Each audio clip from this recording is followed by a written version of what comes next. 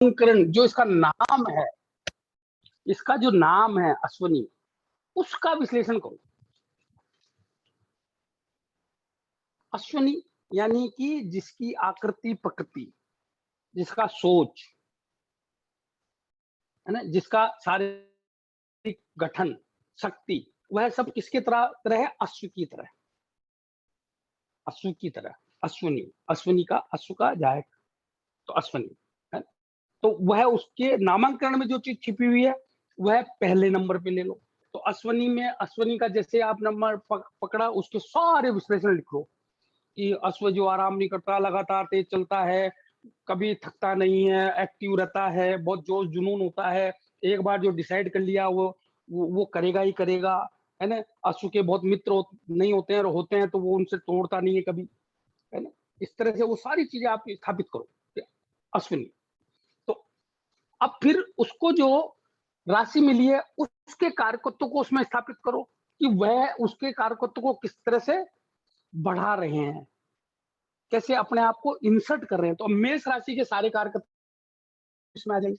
तो अश्व तेज दौड़ने वाला, मेष जो चर राशि है ना, और मंगल का जोश, तो राशि और उसके स्वामी का भी उसमें प्रभाव आप स्थापित करो, है ना। अब जो अग्नि तत्व राशि है, चर राशि है, धर्म की राशि है, वो सब आप स्थापित करो, जितने भी अभी मैं बताऊंगा तो एक पे ही सारा दिन निकल जाएगा, सारे लगाइए। फिर मंगल का प्रभाव आएगा क्योंकि वह उस नक्षत्र का स्वामी है, उसका प्रभाव आएगा, उसको आप उसमें लगाइए। फिर केतु देव का, अब केतु क्या है? Reaching to the destination.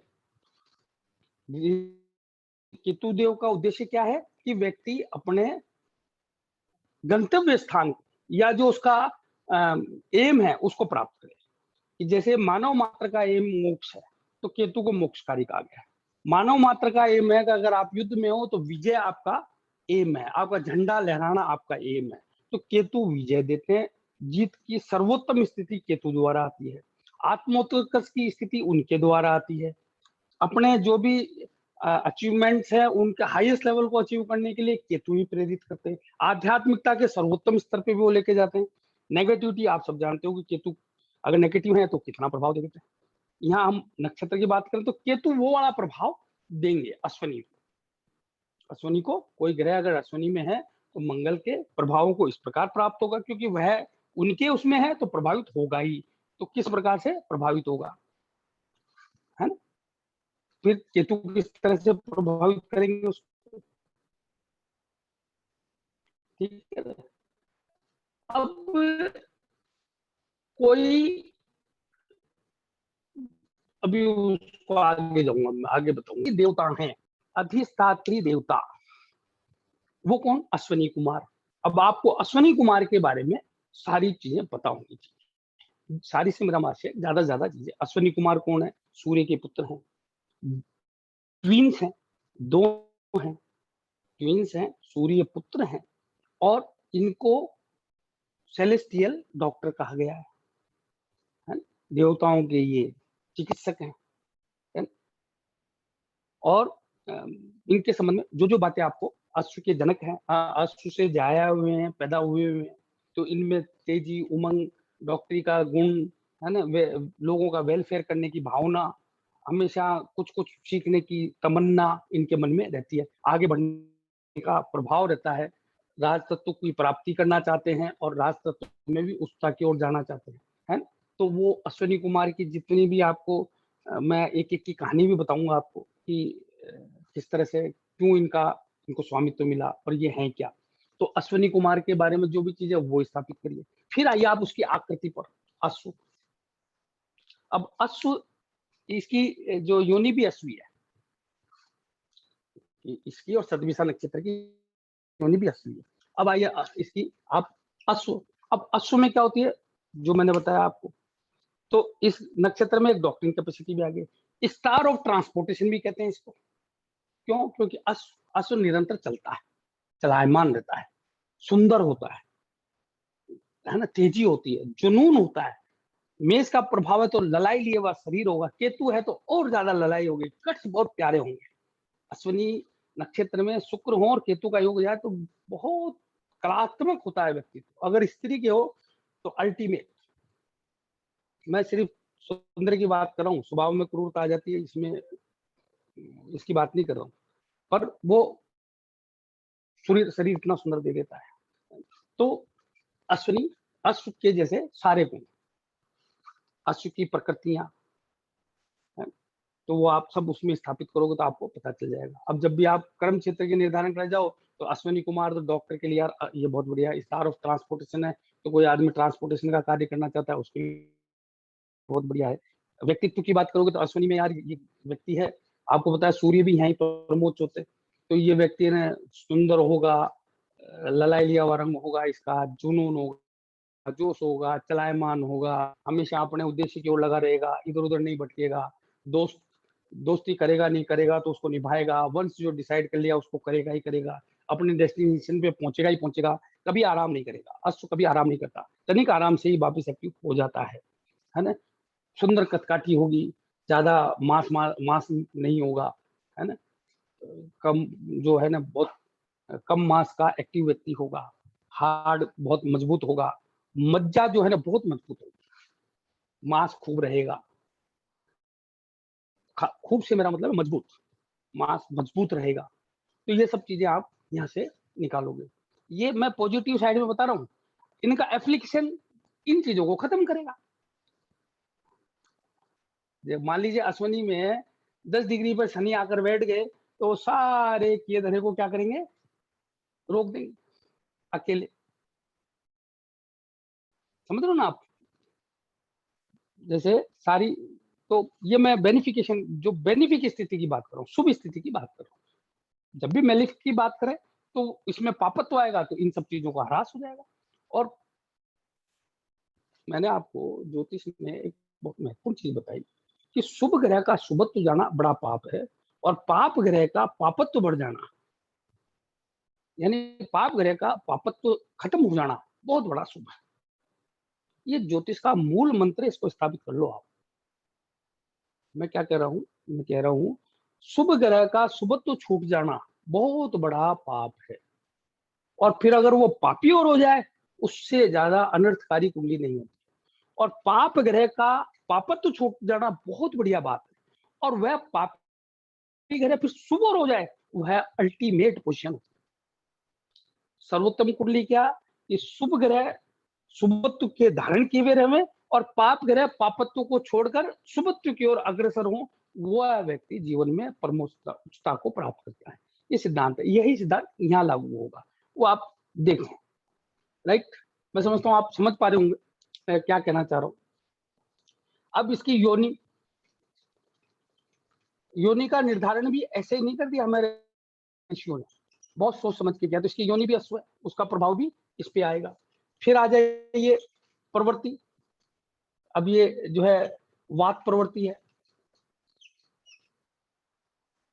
उससे पहले तो वात का आप समझ गए, वायु प्रधान है। अब जो अश्व है वो वायु प्रधान होता है, हवा में बातें करता है। अगर उसमें वायु पृथ्वी तत्व की प्रधानता तो चल ही नहीं पाएगा भाई। चर तो वायु ही है सबसे ज्यादा चलायमान, वायु ही है, दूसरे नंबर पर जल है। लेकिन अगर पृथ्वी तत्व की बात करोगे तो वो कैसे चलेगा, नहीं चलेगा। तो यह वायुवात प्रवृत्ति का है। राइट, फिर ये ग्रहों जो नक्षत्र है इनका एक विश्लेषण और किया गया है कि वो चर है, ध्रुव है, उग्र है, मृदु है, क्षिप्र है, क्या नाम से ये शनि के जो है वो अशुभ कहे गए हैं वो हैं। तो उनमें से क्या स्थिति है ना? तो अब ये अश्विनी जो है ये एक क्षिप्र नक्षत्र है। क्षिप्र का मतलब होता है लघु, लघु का मतलब होता है बहुत शीघ्र परिणाम देते हैं। क्यों देते हैं, क्योंकि ये चलायमान है, चर राशि है, चलायमान है, तो ये जो कार्य घंटों में होता होगा वो मिनटों में करेंगे, है ना। जैसे गुरु जो है वो एक क्षिप्र ग्रह है, लघु ग्रह है ना। गुरुवार में कार्य बहुत जल्दी सिद्ध होता है। वैसे ही जो ये एक शीघ्र ग्रह है ना। लघु, क्षिप्र, शीघ्र। ठीक है। फिर कौन सा मुखी है? तो जो घोड़ा है वो है अपनी लय में चलता है। आपने देखा होगा उसके आगे यूं लगा दिया जाता है तो देखता वो कैसे? टेढ़ा। घोड़े की जो आंखें हैं वो यूं यूं देखती है, सामने की बजाय यूं। उसका ध्यान नहीं भटके तो इसलिए यूं लगा दिया जाता है, आपने देखा होगा। तो ये त्रियक मुखी है। कौन सा मुखी है? त्रियक मुखी। ये आपने देख लिया। ठीक है ना। अब त्रियक मुखी से आप क्या समझ गए कि यह चलते वक्त अपनी दोनों दिशाओं पे इसकी दृष्टि होती है। ऑटोमेटिक आगे का उसको ध्यान होता है और वो अपनी इंद्रियों से मालूम करता है और इधर भी देखता है। तो जमीन के पैरेलल जितनी चीजें हैं उन पे इसका स्वामित्व है। तो ये मुखी, त्रियक मुखी कहा गया है। क्या ये समझ में आ रहा है आपको? Hello hello. बिल्कुल सर, बहुत अच्छे। हाँ हाँ सर, आ रहा है, आ रहा है। हाँ, कोई कोई बात किसी को पूछ सकते हैं।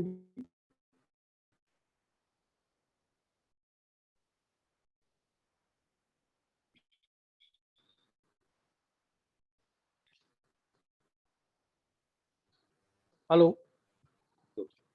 हेलो, कितने लोग हैं सर 15 अभी लोग राजेश अभी। जी? 15 लोग हैं, चलो ठीक है। तो कोई भी चीज नहीं समझ में आप मेरे को पूछ सकते हैं। ये मैं इसलिए बता रहा हूँ कि आपको ये सब चीजों में ये सब चीजें आपको पता होनी चाहिए। अगर ये नहीं पता होंगे तो आप नक्षत्र का विश्लेषण नहीं कर पाओगे, और इन सब चीजों को आप धीरे धीरे करोगे तो आपको याद हो जाएंगे। अब इसके बाद आता तत्व।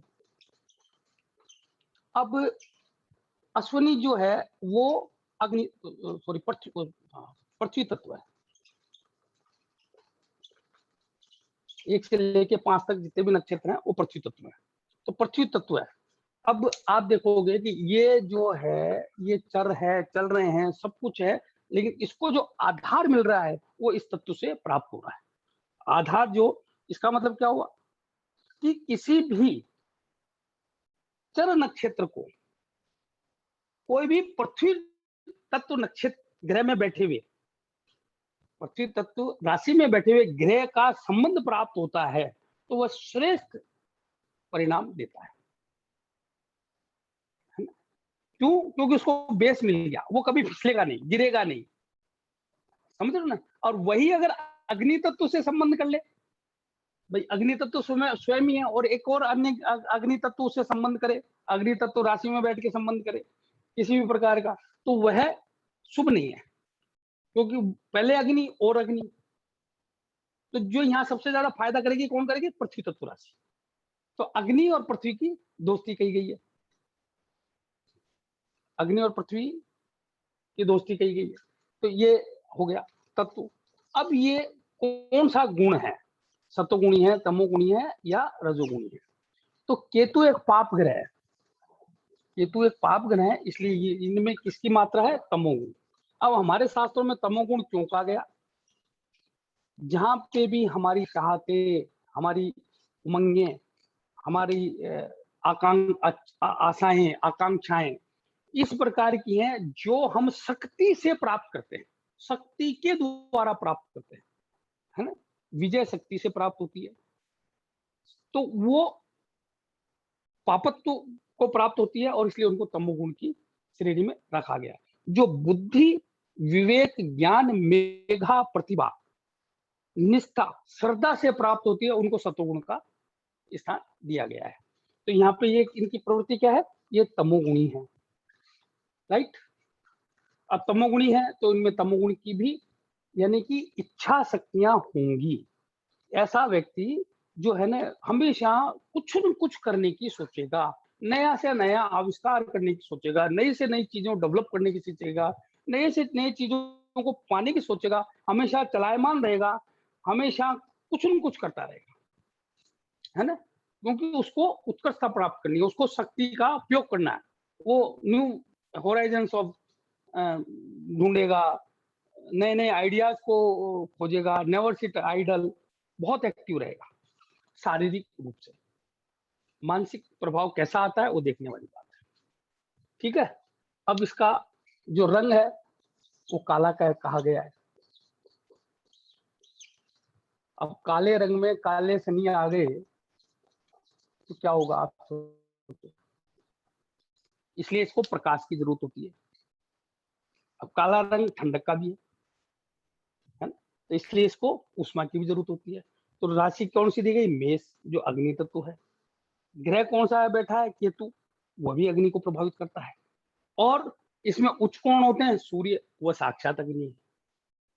अब देखिए कितना जबरदस्त कोरिलेशन है, कितना मतलब कितना बारीक। ये तो मैं आपको क्या बता पा रहा हूँ, बहुत छोटी सी बातें हैं, अभी तो बहुत विस्तृत वर्णन करेंगे तो आपका दिमाग हिल जाएगा कि इतना बारीक विश्लेषण, अकल्पनीय।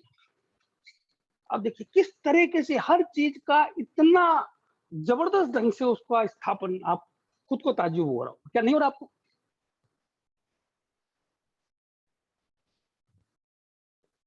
हेलो हेलो, अपन बात कर सकते हैं? चलो आप मग्न हो पढ़ने में। अब बात आती है इसका लिंग। अब ये स्त्रीलिंग है,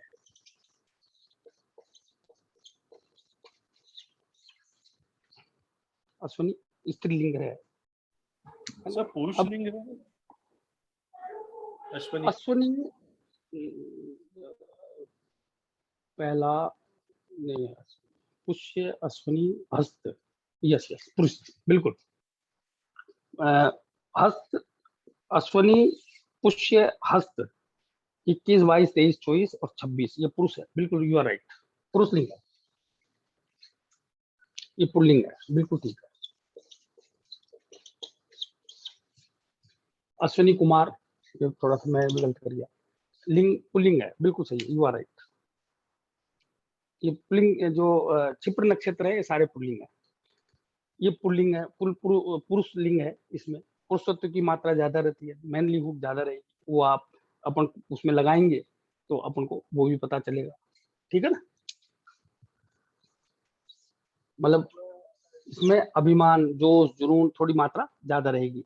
तो अश्विनी की स्त्रियों पे क्या प्रभाव होगा और पुरुष पुरुष ग्रहों पे क्या प्रभाव होगा, वो आप डिटरमाइन कर सकते हो। तो ये वुमनली हुड नहीं रहती, वुमेन्स के लिए बहुत ज्यादा फेवरेबल नहीं रहेगा, राइट। अब इसका जो पेड़ बताया गया है, अड़ूसा, कहीं कहीं पे अड़ूसा लिखा है, कहीं पे कचूला लिखा है, ऐसे इसका एक पेड़ कहा गया है, जिसमें जो दरअसल में दवा है, एक तरह की, तो एक तरह की दवा है। तो वो पेड़ को लगाने से उससे निकलने वाली जो प्रभाव है उनसे वातावरण को शुद्धि मिलती है। साथ ही उसको अगर कोई यूज करता है, सॉरी अगर किसी का पीड़ित है, उसको अगर दवा स्वरूप लेता भी है तो उसको वो फायदा करता है, राइट। नाड़ी, नाड़ी कौन सी आएगी इसकी, आदि, पहला है तो आदि नाड़ी दिया गया है इसको, पहला है तो आदि नाड़ी शुरुआत है। नाड़ी का निर्धारण एक यूनिवर्सल मतलब यूनिवर्सल फिनोमिना तय करने के लिए तय किया गया। तो नाड़ी जो है इस तरह से तय कर दी जाए जो आपस में, हमारे ऋषियों को जेनेटिज्म का भी बहुत जबरदस्त ज्ञान था, तो वो आपस में कोलाइड नहीं हो, एक दूसरे के कोलाइड नहीं हो, और उस तरह से उन्होंने स्थापित किया। तो नाड़ी, नाड़ी का विश्लेषण बहुत सामान्य ही है, इसमें बहुत ज्यादा वो नहीं है। वो एक विवाह विधि और आपसी लोगों के विचार विनिमय को तय करने के आधार पर इसका एक आधार तैयार करने के लिए नाड़ी का निर्धारण हुआ। इसके अलावा और बताइए क्या था।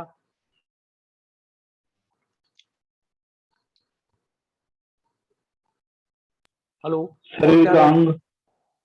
दान की वस्तु, अंग, अंग, अंग, दान की वस्तु। हाँ अंग। शरीर में देखिए ये अंगों के निर्धारण में दो व्यवस्थाएं हैं, एक पाराशर जी ने कही और एक वराहमिहिर ने कही। ऐसा शास्त्रों का मानना है कि इस विषय में वराहमिहिर जी ने बहुत व्यापक रिसर्च किया, व्यापक रिसर्च करने, उनकी इस पे मास्टरी थी, उन्होंने इस पे व्यापक रिसर्च किया, जिसको जो आयुर्वेद शास्त्र में भी बहुत प्राथमिकता दी गई है ना। और उनका जो आधार था वो भी बहुत बलवान था कि इस ग्रह की जो पावर है ना कहाँ विराजती है, शरीर के किस अंग पे विराजती है, तो ये देखने वाली बात है। तो अश्विनी कुमार यानी घोड़ा, अश्विनी यानी घोड़ा, अब घोड़े की सारी शक्ति उसके घोड़ों में है, अगर वो जवाब देंगे तो वो गया काम से। तो इसको नी जो हमारे जो घुटने हैं ना, उन पे इसका क्या बताया गया, अधिकार, किसने, वरामीर ने। लेकिन पाराशरी में पढ़ोगे तो वो सिर में बता रहे हैं, उन्होंने कंटिन्यूटी में रखा है कि यहाँ से लेके और तो तक कंटिन्यूटी में नक्षत्रों को अंग का नाम दिया गया है। ठीक है ना, ये समझ में आ रहा है ना अपनो, हर एक को वरामीर ने शरीर के अंग का उसकी शक्ति के अनुसार उसको अंग का स्वामित्व दिया है, और उससे जो हम रोग विवेचन करेंगे उसमें आपको सटीक परिणाम प्राप्त होंगे, सटीक परिणाम प्राप्त होंगे। आप देखेंगे कि मान लीजिए किसी का अश्विनी नक्षत्र कुंडली में है, उसमें सस्तेज जाके बैठ गया, उसमें शनि का कहीं योग हो गया, छठी राशि पीड़ा में हो गई है ना, और दशम भाव पीड़ा में हो गया, उस व्यक्ति के घुटने जवाब देंगे ही। और खुदा ने कहा था अगर शुक्र और चंद्र भी पीड़ित हो गए तो सोनोविल लिक्विड रिजाइड जो रहता है वो बिल्कुल सूख जाएगा। तो जब हम रोग शास्त्र पढ़ेंगे तब इसका बहुत विस्तृत विवेचन करेंगे, राइट। पर आप जब भी देखना किसी के अगर घुटनों की कोई प्रॉब्लम आप देखोगे तो आप पाओगे दशम भाव, अश्विनी नक्षत्र, छठा भाव तो हर रोग में होता ही है, बुध है ना, इन और मेष राशि, इनका मेलिफिकेशन मिलेगा ही मिलेगा। ठीक है ना, बात कर रहे थे दान की। अब दान के विषय में देखिए, ये एक बहुत अलग सा विषय है, इस पे हर शास्त्र ने अपना अपना लिखा है, हर व्यक्ति ने अपना अपना लिखा है। मेरा ऐसा मानना है कि क्या दान करना है या नहीं करना, कि मेरे को धारण करना है कि दान करना है, ये तय करना चाहिए। पर जब भी दान की बात आए तो मैं इसमें सर्वोत्तम मानता हूं कि किसी व्यक्ति को आप शिक्षा मार्ग दे देते हैं, वह बहुत बढ़िया स्थिति है। किसी व्यक्ति को आप औषधियों का अगर आप दे देते हैं, कोई पीड़ित को, वंचित को अगर आप औषधियां दे देते हैं तो वो बहुत श्रेष्ठ दान रहेगा।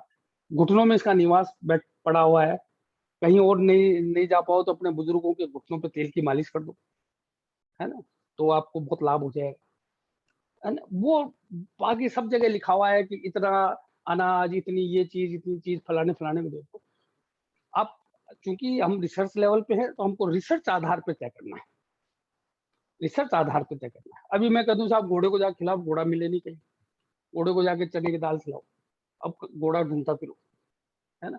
तो जो इजी हो और हो सके, और इस पे कौन प्रभावित हो रहा है उसको देखकर हम यहाँ पे नक्षत्र डिस्पोजिटर की भी बात करते हैं। तो मान लीजिए इसका जो नक्षत्र का डिस्पोजिटर है वही बलहीन हो रखा है, तो उसका दान क्या बनता है। तो एक लाइन पे मैं उस पर ज्यादा विवेचन नहीं करना चाहता हूँ, मैं सिर्फ गाइडलाइन आपको दे रहा हूँ, ये आप स्वयं डिटरमाइन करें कि आपको दवा का दान करना है, या कोई कोर्ट कचहरी में फंस गया उस आदमी की हेल्प करनी है, या कोई कहीं पे कोई किसी को रुकावट बाधा आ रही है उसमें आपको हेल्प करनी है ना, वो देखना है वो आप स्वयं तय करना। मैं आपको मार्ग दिया है, मैंने आपको मार्ग दिया है, उससे आपको लाभ होगा, है ना। बाकी लोग बहुत सारे उपाय इसमें बताते हैं, वो सब सभी ने अपने अपने विवेक से जनरेट किया, आप भी अपने विवेक से जितने ज्यादा कर सकते हो उतना। तो इनमें प्रभाव आप देखिएगा कि केतु देव का प्रभाव ज्यादा है, कि राशि का ज्यादा प्रभाव है, कि नक्षत्र का ज्यादा मेलिफिकेशन है ना। तो धारण भी कराना है तो किसको कराना है वो भी आपको देखना पड़ेगा, है ना। अब मान लीजिए जैसे मैंने बताया कि भाई चर राशि में शुरू में चर ग्रह बहुत बलवान होते हैं, राशि अंत में कमजोर होते हैं। मान लीजिए अब वहां पे मंगल ही राशि अंत में बैठा हुआ है और आपने फिर उसके उसको कोई चर ग्रह का कोई और चीज दे दी तो और ज्यादा खराब हो जाएगा, वहां आपको स्थिरता चाहिए, है ना। तो इसलिए मंगल गुरु का योग बहुत श्रेष्ठ कहा जाता है। अपन देखते हैं ना, मंगल गुरु का योग बहुत श्रेष्ठ कहा जाता है। लोग चंद्र मंगल राजलक्ष्मी योग बोलते हैं, बिल्कुल सत्य बात है। लेकिन अगर दोनों दशा राशि अंत में बैठे हुए हैं तो वो बहुत उत्तम नहीं है। ठीक है, फिर इसके अलावा आगे तो ये आप तय करना। तो मैंने जैसे आपको एक दिशा दी, ये रिसर्च का विषय है, ये आप लोग अपने विवेक से तय करना, और जो जो जितनी बढ़िया रेमेडी निकालेगा ना उतना अच्छा। कोई केतु का झंडा लगवाए, बहुत बढ़िया। मंगल के हनुमान जी की आराधना कराए, बहुत बढ़िया। दवाओं का दान कराए, बहुत बढ़िया, है ना। माता पिता की सेवा करे। कोई व्यक्ति जिसके घुटनों से नहीं हो रहा, उससे संबंधित कोई संस्था, पैर जिनके कट गए, टूट गए, उनके लिए जो संस्था है उनमें जाके कुछ दे दे, वो बहुत बढ़िया, है ना। तो ये सब आप अपने हिसाब से तय करना भाई क्या चीज सबसे बढ़िया रहेगी। ठीक है, अब इसके अलावा तो दिशा क्या है, तारा समूह कितना है, जन्म संपत्ति? हाँ बिल्कुल बिल्कुल, सारा समूह। अब हर जो नक्षत्र है उसमें तारा समूह है। जैसे इसमें 3 तारों का समूह आ गया है, हर एक का अलग अलग है। तो 3 तारों का समूह आ गया है, उनको एस्ट्रिज्म कहते हैं। और हर तारे का क्या महत्व है वो भी अपन बात करेंगे। वो जब पूरे नक्षत्र हो जाएंगे तब हम फिर एक बार नक्षत्र की बात करेंगे, पर मैं सोचता हूँ उसको 3rd लेवल पे लूं। तो उन तीनों, उसमें योग तारा कौन सा है? हर नक्षत्र में एक तारा जो है ना योग तारा होता है, मतलब सबसे ज्यादा प्रभावित करता है वो पूरे नक्षत्र को, है ना। उसको योग तारा कहते हैं। तो वो योग तारा कौन सा है वो मैं अभी नहीं लूंगा, बहुत ज्यादा डेप्थ हो जाएगी, और अभी नहीं लूंगा, लेवल 3rd में लूंगा, है ना। हर नक्षत्र में एक योग तारा होता है, वह पूरा डोमिनेशन देके रखता है, पूरे उसको डोमिनेट करता है ना। वो योग तारा समूह, उसका हिंदी में भी नामांकन करेंगे और इंग्लिश वाले भी, लेकिन वो लेवल 3rd में बात करेंगे, अभी बहुत ज्यादा विस्तृत हो जाएगा। इसके अलावा क्या था? तो जन्म तारा समूह हो गया। संपत्ति। हाँ, देखिए सर जन्म धातु हर कुंडली में बदलेंगे, और शायद आप सबने बनाए होंगे। तो मैं इस कुंडली में अगर पहला पहला नक्षत्र इसको मानता हूं तो ये जन्म है। अगर मैं यहाँ से शुरुआत मानता हूं तो ये जन्म कहलाएगा, लेकिन ये फिक्स नहीं है, ये तो सब्जेक्टिव है। इसको मैं ये नहीं लिख के, गलत हो जाएगा, ये सब्जेक्टिव है। पहला तारा जो होता है ना, वो मैंने आपको बताया था शायद, वो मैंने, पहला तारा जन्म कहलाता है। वो कोई भी हो, जैसे मेरा मृगशिरा में जन्म है तो मेरा पहला तारा जन्म है, वो मृगशिरा है जन्म। तो उससे कंटिन्यूटी में जन्म संपद विपद क्षेम प्रतिहरी साधक वध मित्र अधिमित्र, वो आपको कंटिन्यूटी में बनाने, मैंने कहा भी था आप अपने अपने बनाना। किस किसने बनाया कि अपने चंद्रमा से बनाने हैं, चंद्रमा के नक्षत्र से, सूर्य से, और बना लिया था सर, है बना लिया था, बना लिया था सर। बनाया। अब बताओ उसमें किस किस के ऐसे नक्षत्र हैं जो शुभ हैं और शुभ स्थानों पर बैठे हुए हैं, या उनके स्वामी बैठे हुए हैं, या विश्वंतरी नाथ बैठे हुए हैं, वो निकालो। अगर उनका शुभत्व तो बहुत है ना, वो कुंडली बलवान होगी। मेरा बनाने का आशय यही था। ऐसे ही उनमें गोचर में कौन प्रभावित कर रहा है, तो अगर वो संपत्ति में है तो संपत्ति देगा, विपत्ति में है तो विपत्ति देगा। पाप ग्रह तो विपत्ति कम देगा, शुभ पाप ग्रह तो अधिक विपत्ति देगा, शुभ है तो विपत्ति कम देगा। ऐसे ही दशा में ग्रह बहुत बढ़िया है, बहुत बलवान है, अच्छे तरह सब संबंध कर रखा है, लेकिन वो विपत्ति में है चंद्रमा से। खुदा ने खास सूर्य से जो है वो वध में है, और लगन से जो है वो शत्रु में है। वह ग्रह कितना भी बलवान हो, वह पूर्ण परिणाम नहीं दे पाएगा, क्योंकि उसको कार्य अब यहाँ दूसरा मिल गया, तो वो बाधा उत्पन्न करेगा। तो ये डिटर्मिनेशन आप अपने अपनी कुंडली में करेंगे। ये मैं इन नक्षत्रों का अनुसार नहीं कर सकता, क्योंकि जन्म वो नक्षत्र है जिसमें आपका जन्म हुआ। तीसरा, पांचवा, सातवां नक्षत्र अति खराब होता है। जन्म है ना वो सम स्थिति में है। जन्म हालांकि रेड होता है, वो उत्तम नहीं कहा गया, लेकिन वो सम स्थिति में। वो जब और आगे बात करूंगा, द्विजन्म क्या होते हैं, त्रिजन्म क्या होते हैं, संघाती क्या होता है, संघाती क्या होता है ना, वैनाशिक कौन सा नक्षत्र होता है, वो सब आगे बात करेंगे। 16वां नक्षत्र जो संघाती है वो अत्यंत खराब रहता है, वो आगे की बातें है ना, वो नक्षत्रों के फर्दर विश्लेषण में। ठीक है, तो ये जन्म संपत्ति विपत्ति तो आप सबको स्थापित करने थे, मेरे अभी ध्यान आया। करा आपने? किस किसने करा? हाँ सर मैंने किया। क्या और क्या क्या स्थापित किया? चलो आपके ये बताओ, संपत्ति में कौन कौन से नक्षत्र है? आपका लग्न कौन सा है? सर मेरा मेरा लगन है, धनु लगन है, और संपत में और आश्लेषा चंद्रमा ज्येष्ठा रेवती। चंद्रमा चंद्रमा बुध चंद्रमा कौन सी राशि में है? चौथी राशि में पुख्य राशि, मुख्य नक्षत्र है मेरा चंद्रमा का। मुख्य नक्षत्र हाँ। से। तो आपके संपत्ति में कौन कौन से नक्षत्र आए? आश्लेषा ज्येष्ठा और रेवती, बुध के नक्षत्र। बुध की, बुध क्या है? अब बुध कहाँ बैठे हैं आपकी कुंडली में? 10वें घर में और 10वें कन्या राशि में। 10वें घर का मतलब कन्या राशि में, तो वो बलवान हो गए, वो बलवान हो गए, है ना। तो वह जब जब बुध का प्रभाव होगा तो आपको संपत्ति यानी कि अच्छा प्रभाव देगा। उसके दशा अंतर्दशा भी बहुत अच्छी जाएगी, जबकि वो केंद्राधिपति दोष से पीड़ित है। आपकी राशि में वो केंद्राधिपति दोष से पीड़ित है, फिर भी वो शुभत्व हाँ को सर। प्राप्त होंगे, है ना, क्योंकि उनको आपको देना है। ऐसे सब निर्धारित करो। अब पाप ग्रह पाप स्थानों पे चला जाए, बहुत बढ़िया। ऐसे ही इनमें से जो पापी बन रहा है वध है, वो 3, 6, 8, 12 में चला जाए, बहुत बढ़िया। ठीक है ना, 3, 6, 11 में चला जाए, बहुत बढ़िया। तो ये भी निर्धारित करो आप, ये देखो, है ना। ये ग्रह से आगे का विश्लेषण हुआ, ये थोड़ा सा आप अपने विवेक से स्थापित करना, देखना। इसके अलावा और क्या बताया था मैंने? तो दिशा क्या है? दिशा, यस, ये बहुत बढ़िया, बिल्कुल बिल्कुल, ये एक साथ ही लिख लो आप, ये बहुत बढ़िया बात बताई आप। ये ईस्ट है, ये साउथ है, ये वेस्ट है और ये नॉर्थ है। ये दिशा जो है, जब भी हम प्रश्न शास्त्र पढ़ेंगे उस समय बहुत काम आने वाली है। साथ ही जब आप किसी दिशा विशेष का वर्णन करो, कोई पूछेगा विभाग किधर होगा, तो नक्षत्र की दिशा कौन सी जा रही है, ग्रह की दिशा कौन सी जा रही है, कुंडली की कौन सी दिशा उस ओर इंडिकेट कर रही है, और कौन सी राशि किस दिशा को बता रही है। देखिए, ये थोड़ा सा ये विशेष पॉइंट है, मैं एक बार आपको पूरा बता देता हूँ, एक साथ ही बता देता हूँ, इसको थोड़ा ध्यान से सुनना।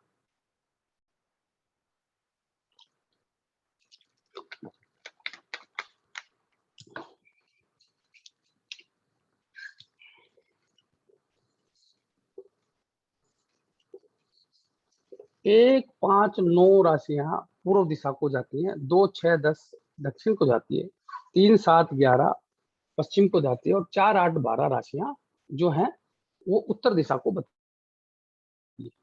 1, 2, 3, ये 3 जो भाव हैं ये पूर्व दिशा को बताते हैं। ये जो 3 भाव हैं ये पश्चिम दिशा को बताते हैं।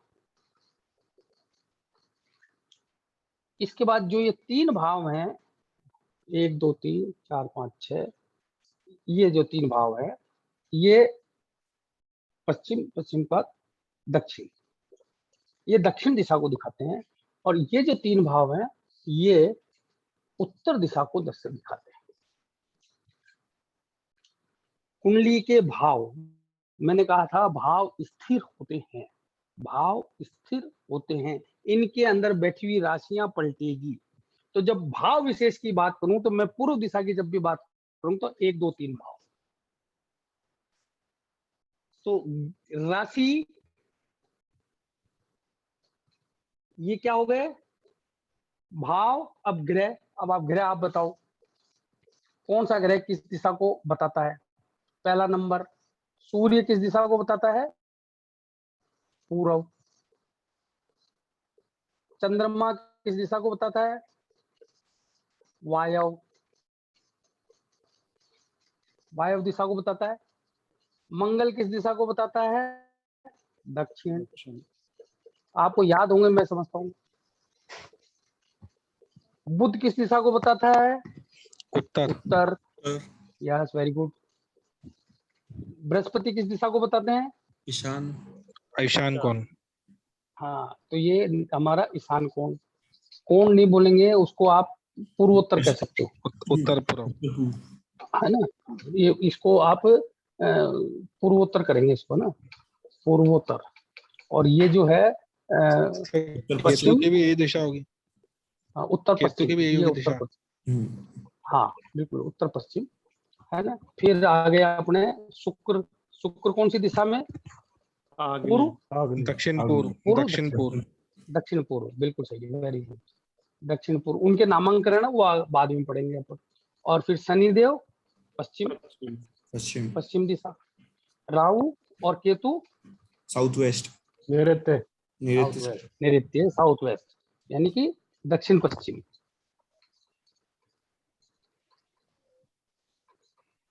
राइट। अब आप देखिए क्या क्या चीज बताई मैंने आपको। अब आपका परफेक्शन कब आएगा? कोई पूछे किस दिशा में शादी होगी, कब कहा किस दिशा में नौकरी लगेगी, कौन सी दिशा मेरे लिए शुभ है, तो आपको इन राशि, भाव, ग्रह, अब बच गया नक्षत्र। अब नक्षत्र मैं बता देता हूं आपको। तो ये अंत, इसको क्या कहा जाता है? अंत। ये मंद, ये प्रश्न शास्त्र का जो टर्मिनोलॉजी है प्रश्न शास्त्र की है। अंध मंद, अंध मंद, मध्य, ये मध्य, ये क्या है? मध्य, मध्य। और ये सुलोचन। तो यहां से आप नक्षत्र शुरू करो। यहां से 1, 2, 3 और 4, इसमें पूरे 28 नक्षत्र होते हैं। फिर 4 के बाद 5, 6, 7, 8, इस तरह से पूरे नक्षत्र को घुमा दो, है ना। ये इनकी दिशा आ गई। मंद का मतलब दक्षिण दिशा, इस तरह से ये दिशा हो गई। समझ गए आप? एक यहां से शुरू करना है दक्षिण से। प्रश्न शास्त्र में क्या कहा गया है कि अगर जो आपकी लगन है मंद की या अंध की आती है तो चीज कहीं गई नहीं, आपके वहीं पड़ी हुई है, कोई चोरी नहीं गई, वहीं है, आपकी आंखों से छुप रही है और कुछ नहीं हुआ है। यानी कि चीज खोजने से मिल जाएगी, बहुत आसानी से मिल जाएगी। मंद का मतलब है चीज गई तो है पर थोड़ी दूरी पर है, खोजने से मिल जाएगी। अंध, मध्य का मतलब है चीज गई, दूर चली गई, यानी कि यहाँ पे आपको चीज मिल भी जाएगी, यहाँ पे आपको चीज पता भी चल जाएगी और मिल भी जाएगी। यहाँ पे आपको पता तो चलेगी, श्रवण, श्रवण दूरे दूरे, लेकिन वो दूर जा चुकी होगी तो वो नहीं मिलेगी। पता तो चल जाएगा कि वो गई कहाँ है, किसने ली है, तो श्रवण दूरे दूरे, मतलब सुनाई देगा दूर दूर, तो वह नहीं मिलेगी, पर आपको पता चल जाएगा कि ये गई कहाँ। और अगर इन राशियों में चली गई जो सुलोचन है, तो न तो आपको ये पता चलेगा कि चीज गई कहाँ है और न आपको वो मिलेगी। ठीक है ना? उस पर ज्यादा विवेचन फिर करना ही चाहिए। तो ये तारों की दिशा समझ में आ गई आपको, नक्षत्रों की? हेलो, आप लिख लोगे सब? मेरे लिखने की जरूरत है? हेलो, हेलो, कोई जवाब दे सकते हैं? मेरे लिखने की जरूरत है अब या सारे लिख के बताऊं? नहीं सर, हेलो? लिख लेंगे सर। आप लिख लो, ये तो बहुत आसान है, आप नहीं लिख लेंगे सर। हाँ ठीक है ना। ये मैं